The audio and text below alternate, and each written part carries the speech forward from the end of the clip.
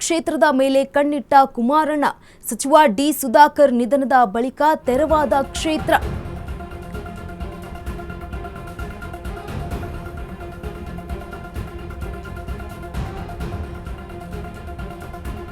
ಉಪಚುನಾವಣೆಗಾಗಿ ತೆರೆಮರೆಯಲ್ಲಿ ದಳಪತಿ ಸಿದ್ಧತೆಯನ್ನ ಮಾಡಿಕೊಳ್ತಿದ್ದಾರೆ.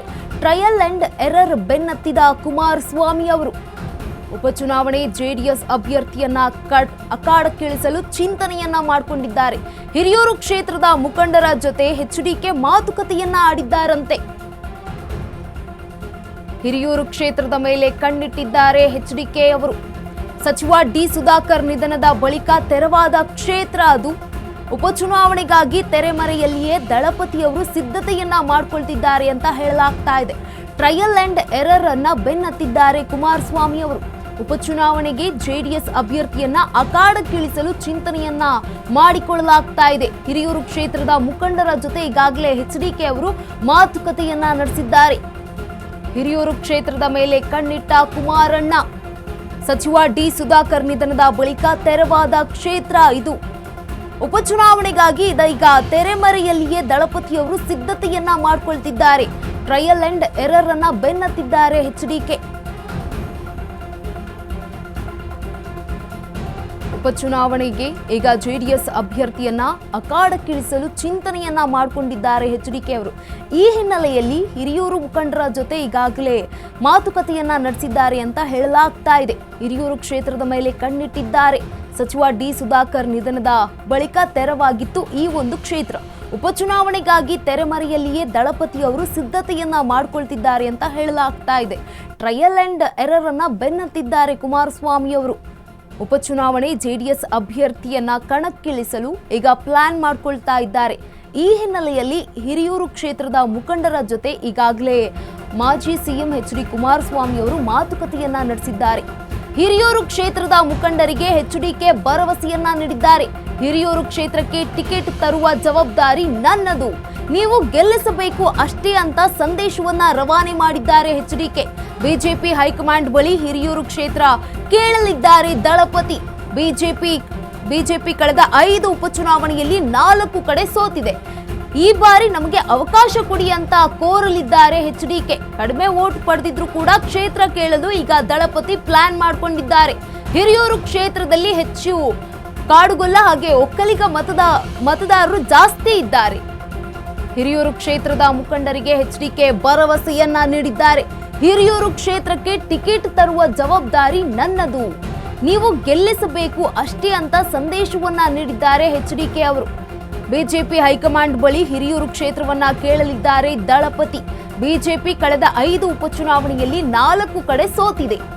ಈ ಬಾರಿ ನಮಗೆ ಅವಕಾಶ ಕೊಡಿ ಅಂತ ಎಚ್ಡಿಕೆ ಅವರು ಹೈಕಮಾಂಡ್ ಬಳಿ ಕೇಳಲಿದ್ದಾರೆ. ಕಡಿಮೆ ವೋಟ್ ಪಡೆದಿದ್ರು ಕೂಡ ಕ್ಷೇತ್ರವನ್ನ ಕೇಳಲು ಈಗ ದಳಪತಿ ಪ್ಲಾನ್ ಮಾಡಿಕೊಂಡಿದ್ದಾರೆ. ಹಿರಿಯೂರು ಕ್ಷೇತ್ರದಲ್ಲಿ ಹೆಚ್ಚಾಗಿ ಕಾಡುಗೊಲ್ಲ ಹಾಗೆ ಒಕ್ಕಲಿಗ ಮತಗಳು ಹೆಚ್ಚಾಗಿವೆ. ಈ ಒಂದು ಕ್ಷೇತ್ರದಲ್ಲಿ ಹಿರಿಯೂರು ಕ್ಷೇತ್ರದ ಮುಖಂಡರಿಗೆ ಎಚ್ಡಿಕೆ ಭರವಸೆಯನ್ನ ನೀಡಿದ್ದಾರೆ. ಹಿರಿಯೂರು ಕ್ಷೇತ್ರಕ್ಕೆ ಟಿಕೆಟ್ ಅನ್ನ ತಗೊಂಡು ಬರುವ ಜವಾಬ್ದಾರಿ ನನ್ನದಿದೆ, ಆದ್ರೆ ನಿಲ್ಲಿಸುವಂತಹ ಹಾಗೆ ಗೆಲ್ಲಿಸುವಂತಹ ಅಭ್ಯರ್ಥಿಯನ್ನ ನಿಮ್ಮ ಮೇಲೆ ಬಿಟ್ಟಿರುವಂತದ್ದು, ನೀವು ಆ ಅಭ್ಯರ್ಥಿಯನ್ನ ಗೆಲ್ಲಿಸಿಕೊಂಡು ಬರಬೇಕು ಅಂತ ಮನವಿಯನ್ನ ಮಾಡಿಕೊಂಡಿದ್ದಾರೆ. ಹಿರಿಯೂರು ಕ್ಷೇತ್ರದಲ್ಲಿ ಕಾಡುಗೊಲ್ಲ ಒಕ್ಕಲಿಗ ಮತಗಳೇ ನಿರ್ಣಾಯಕ. ಹೀಗಾಗಿ ಹಿರಿಯೂರು ಕ್ಷೇತ್ರದ ಟಿಕೆಟ್ ಪಡೆಯಲು ಕುಮಾರಸ್ವಾಮಿ ಲಾಬಿಯನ್ನ ನಡೆಸಿದ್ದಾರೆ.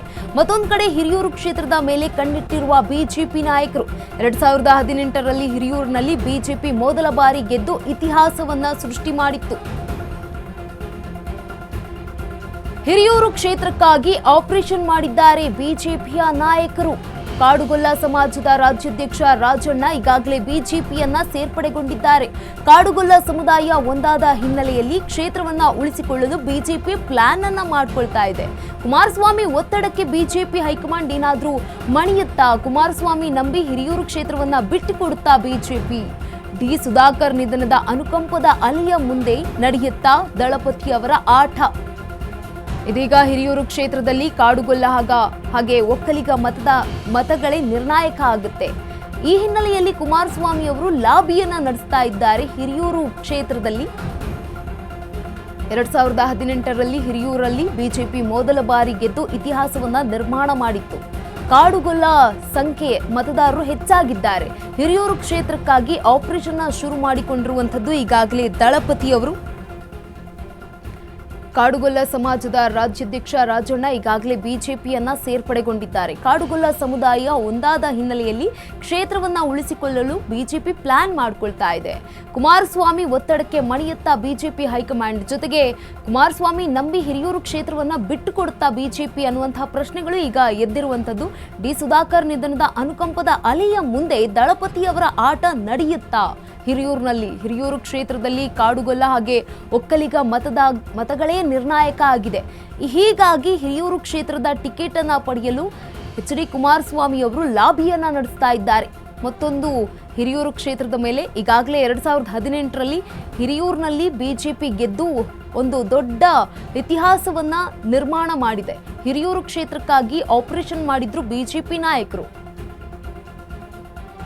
ಇನ್ನು 2023ರ ಚುನಾವಣೆಯಲ್ಲಿ ಯಾವ್ಯಾವ ಒಂದು ಶಾಸಕರು ಏನು ಬಿಜೆಪಿ ಹಾಗೆ ಕಾಂಗ್ರೆಸ್ ಇತರೆ ನಿಂತಿದ್ರಲ್ವಾ, ಎಷ್ಟು ಮತಗಳನ್ನ ಪಡೆದುಕೊಂಡಿದ್ದಾರೆ ಅಂತ ಗಮನಿಸ್ತಾ ಹೋಗೋದಾದ್ರೆ ಡಿ ಸುಧಾಕರ್ ಅವರು ಏನು ಮೊನ್ನೆ ನಿಧನರಾಗಿದ್ರಲ್ವಾ, ಕಾಂಗ್ರೆಸ್ನ ಶಾಸಕರು ಅವರು ಸಚಿವರು ಅವರು ಕೂಡ 92,050 ಮತಗಳ ಅಂತರದಿಂದ ಒಂದು ಗೆಲುವನ್ನ ಸಾಧಿಸಿದ್ರು. ಕೆ ಪೂರ್ಣಿಮಾ ಅವರು ಬಿಜೆಪಿಯಿಂದ ನಿಂತಿದ್ರು. ಅವರು 61,728 ಮತಗಳಿಂದ ಗೆಲುವನ್ನ ಸಾಧಿಸಿದ್ರು. ಹಾಗೆ ಎಂ ರವೀಂದ್ರಪ್ಪ ಇವರು 38,686 ಮತಗಳನ್ನ ಪಡೆದುಕೊಂಡಿದ್ರು. ಈ ಹಿನ್ನೆಲೆಯಲ್ಲಿ ಗಮನಿಸ್ತಾ ಹೋಗೋದಾದ್ರೆ ಡಿ ಸುಧಾಕರ್ ಅವರೇ ಹೆಚ್ಚು ಮತಗಳನ್ನ ಗೆದ್ದು ಒಂದು ಗೆಲುವನ್ನ ಸಾಧಿಸ್ಕೊಂಡು ಬಂದಿದ್ರು. ಕಾಂಗ್ರೆಸ್ನ ಶಾಸಕರಾಗಿದ್ರು.